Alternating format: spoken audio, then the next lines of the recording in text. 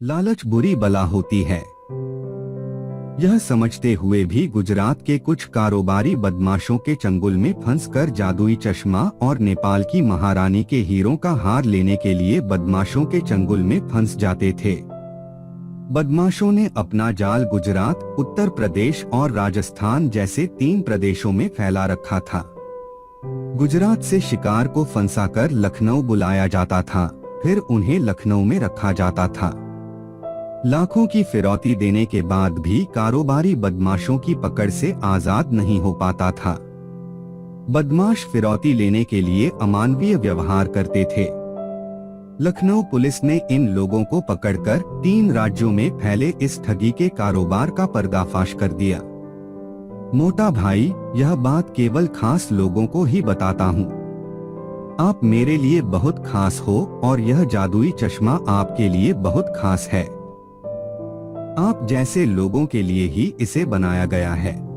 भानु ने गुजरात के जूनागढ़ में रहने वाले कारोबारी सुरेश भाई से कहा, तुम्हारी बात सही है भाया, पर यह तो बताओ कि तुम्हारे इस खास जादुई चश्मे का राज क्या है? क्या क्या दिखता है इससे? सुरेश ने उत्सुकता से पूछा।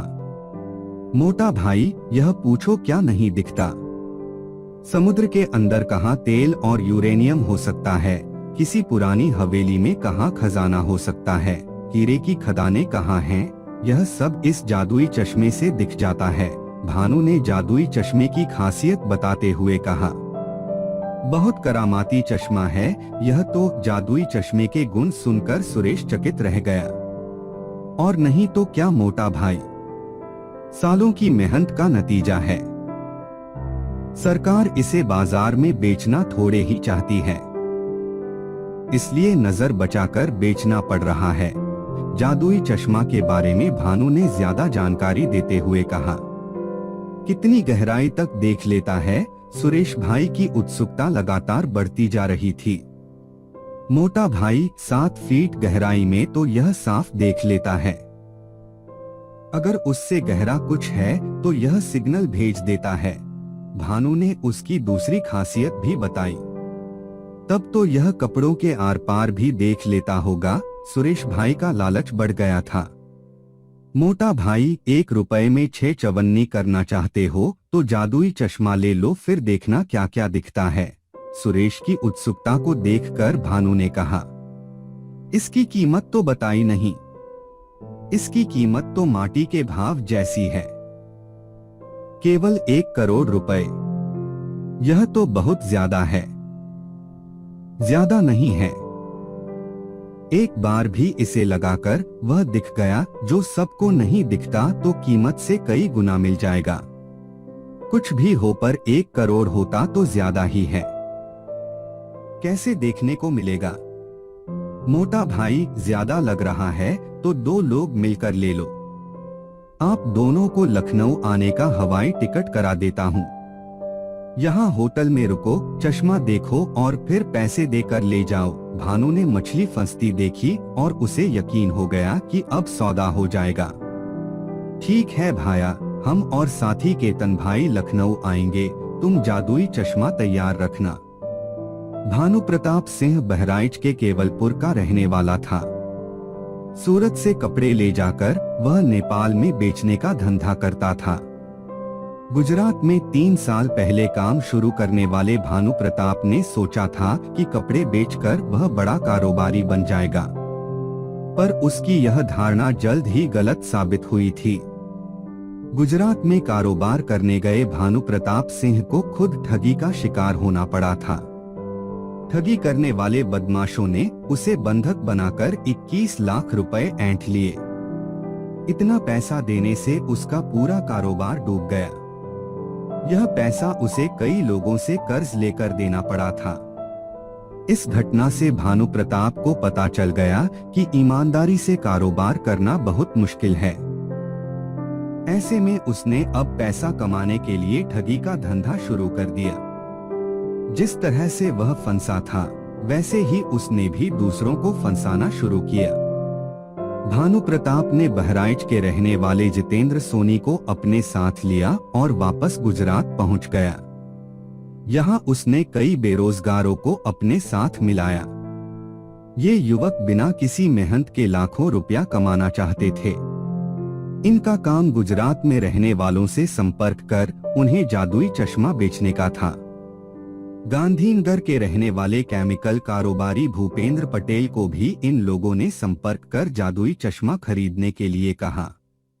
इसके लिए 6 जनवरी को उन्हें लखनऊ बुलाया और बंधक बनाकर रख लिया। इसके बाद फिरौती के 15 लाख रुपए वसूल किए। बंधक बनाकर भूपेंद्र को कई तरह से यातनाएं दी गईं।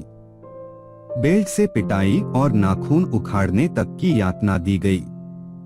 वह जान बख्श देने की दुहाई देते रहे। भूपेंद्र घर वालों के संपर्क में थे। किसी तरह से 14 जनवरी को बंधकों के चंगुल से आजाद होकर अपने घर पहुंचे। लगातार मिली प्रताड़ना से उनका जिस्म बुखार से तप रहा था। अगले ही दिन उनकी मौत हो गई। घर वालों को पहले लगा कि बुखार की वजह से मौत हुई है। जब उनका अंतिम संस्कार की तैयारी हो रही था तो घर वालों ने देखा कि उनके नाखून गायब थे। शरीर पर डंडे की पिटाई के निशान दिख रहे थे। भूपेंद्र का मोबाइल खंगालने के बाद पता चला कि वह 1 सप्ताह लखनऊ में थे। उनके बैंक खातों से लाखों रुपए निकाले गए थे। पुलिस की छानबीन से पता चला कि जादुई चश्मा लेने के लिए भूपेंद्र ने कई लोगों से लेकर पैसे दिए थे। भानु का गैंग जादुई चश्मा बेचने में लगा हुआ था। भानु ने खुद को कारोबारी बताकर जानकीपुरम कॉलोनी में रहने वाले आफाक अहमद से उनके साढ़ू नियाज अहमद का मकान किराए पर लिया, जो सऊदी में रहते हैं। इसके बाद बदमाशों ने जूनागढ़ के दवा कारोबारी सुरेश भाई और सूरत के मयंक भाई और केतन जरीवाला को जादुई चश्मे का झांसा देकर बुलाया। ये लोग 21 फरवरी को हवाई जहाज से लखनऊ आ गए। पहले उन्हें रेलवे स्टेशन के पास चारबाग इलाके में होटल में ठहराया गया। यहाँ पर होटल सस्ते मिल जाते हैं। यहाँ से इन्हें बंधक बनाकर अड्डे पर ले गए। वहाँ इन लोगों को प्रताड़ित करके पैसे वसूल करने शुरू किए। बदमाशों ने तीनों से 20 लाख रुपए वसूले। 28 फरवरी को जब इन्हें दूसरे ठिकाने पर ले जाया जा रहा था तो तीनों व्यापारी ऑटो से कूदकर भाग निकले। सुरेश ने पुलिस में मुकदमा दर्ज कराया। केतन भाई की लखनऊ के मेडिकल कॉलेज में 9 मार्च को मौत हो गई। जादुई चश्मा लेने के झांसे में फंसने के बाद व्यापारी को बंधक बना लिया जाता था। इसके बाद रिहाई के लिए उसके रिश्तेदारों से फिरौती मांगी जाती थी।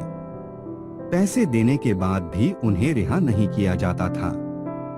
जब मुहमांगी रकम नहीं मिलती थी तो बदमाश कहते थे कि अगर पैसा नहीं मिला तो 20 से 50 लाख रुपए में उनके गुर्दे का सौदा हो रहा है। इससे घबराकर कारोबारी खुद पैसे का इंतजाम करने लगता था। फिरौती की रकम हवाला के जरिए वसूल होती थी। ये लोग खुद को व्यापारी बताकर किराए पर पूरा मकान लेते थे। लोगों को वहीं पर बंधक बनाकर रखा जाता था। एक माह में 4 से 6 कारोबारियों से वसूली करने के बाद ये लोग मकान छोड़ देते थे। लखनऊ के जानकीपुरम में गुजरात के 6 से 7 कारोबारियों को लूटने के बाद इन लोगों ने राजस्थान के राजसमंद जिले में अपना ठिकाना बनाया था। वहां भी 3 लोगों से 15 लाख रुपए वसूल चुके थे। धमकी और यातना से परेशान कारोबारी पैसा दे देते थे। लखनऊ पुलिस ने इन बदमाशों की तलाश शुरू कर दी थी। एसपी प्रांसगोमती हरेंद्र कुमार की अगुवाई में यह टीम काम कर रही थी। इस टीम को बदमाशों तक पहुंचना आसान काम नहीं था। सबसे अहम भूमिका सर्विलांस सेल की थी। कई नंबरों को सामने रखकर छानबीन शुरू हुई। सर्विलांस और स्वाट टीम के एसआई अजय प्रकाश त्रिपाठी, कांस्टेबल विद्यासागर, रामनरेश कनौजिया, मोहम्मद आजम खां और सुधीर सिंह ने लोकेशन ट्रेस करने का काम शुरू किया। जानकीपुरम थाने के एसआई दयाशंकर सिंह, कांस्टेबल जितेंद्र प्रताप सिंह को राजसमंद के काकरौली थाने की पुलिस को साथ लेकर उदयपुर जाना पड़ा। वहां इनके ठिकाने पर दबिश दी गई। राजस्थान पुलिस को अपनी नाक के नीचे हो रहे अपराध का पता तक नहीं था। जैसे ही लखनऊ पुलिस ने इन्हें पकड़ा, वहां पुलिस ने खुद के गुडवर्क की खबर फैला दी। वहां दबिश देने पर पुलिस को गुजरात के भावनगर के रहने वाले रामजी भाई, आरिफ, राजकोट के भावेश, दिलीप भाई और बहराइच के भानु प्रताप सिंह को पकड़ा गया। इन लोगों ने गुजरात के कच्छ निवासी इरफान, विनोद, सरफराज को पकड़ रखा था। ये लोग कमरे में रस्सी से जकड़े पड़े थे। इन तीनों को बेरहमी से पीटा गया था। ये लोग बंधकों से 16 लाख रुपए वसूल कर चुके थे। पिटाई से तीनों की चमड़ी उधेड़ी गई थी। इन तीनों ने राजस्थान के राजसमंद जिले के काकरौली थाने में मुकदमा लिखाया।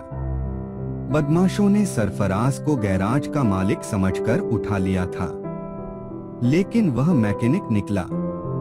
सरफराज को बताया कि उनके पास नेपाल की महारानी का चुराया हुआ हीरों का हार है, जबकि इरफान और विनोद को जादुई चश्मे के झांसे में बुलाया गया था। इस गिरोह की सफलता पर बात करते हुए पुलिस ने बताया कि पकड़े गए 5 बदमाशों को काकरौली थाने की पुलिस ने मजिस्ट्रेट के सामने पेश किया और न्यायिक हिरासत में भेज दिया।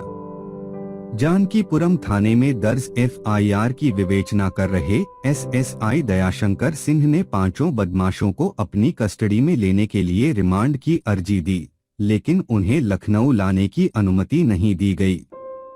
अब बदमाशों को वारंट भी बनाकर लखनऊ लाया जाएगा, जिससे आगे की पूछताछ की जा सके। कथा पुलिस सूत्रों पर आधारित।